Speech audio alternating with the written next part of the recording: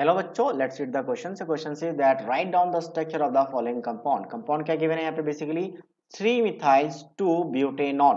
तो एक बार मैं नेम का ब्रेक डाउन कर लेता हूँ, फिर मैं स्ट्रक्चर बनाएंगे हम लोग। तो मिथाइल का मतलब क्या है? CH3। ये आ गया CH3। अब सेकंड पोजीशन पे ऑन ONE का मतलब होता है कीटोनिक ग्रुप। तो कीटोनिक ग्रुप में क्या होगा? दोनों साइड अल्काइल ग्रुप होगा, C++O ग्रुप होगा, जो हम कॉमन नेम में कार्बोनिल ग्रुप भी कहा करते हैं। अब मेन चेन में कितने कार्बनों के कैसे पता करते हैं? तो हमें ढूंढना पड़ता है एन इन आइन। एन इन आइन, तो इसके पहले जो भी आपके पास वर्ड होगा उसे कहते हैं वर्ड रूट, और वहां से पता चलता है मेन चेन में कितने कार्बन होंगे। तो यहाँ पे मुझे दिख रहा है एन। अब यहाँ पे ई कैंसिल हो चुका है क्योंकि उसके पहले ई ओ के पहले ई हो तो ई कैंसिल हो जाता है, ओ के पहले ई हो तो कैंसिल हो जाता है, इसलिए यहाँ पे कैंसिल हो गया। तो एन के पहले ब्यूट है तो ब्यूट का मतलब होता है 4 कार्बन, तो मेन कार्बन में 4 कार्बन है।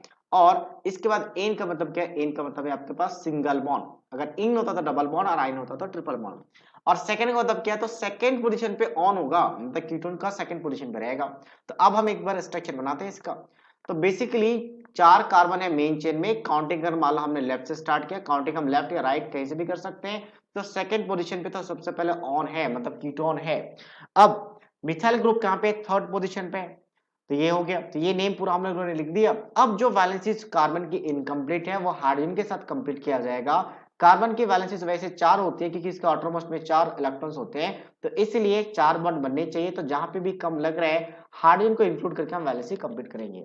So this is the final structure of this compound. So I hope you understood it well. All the best.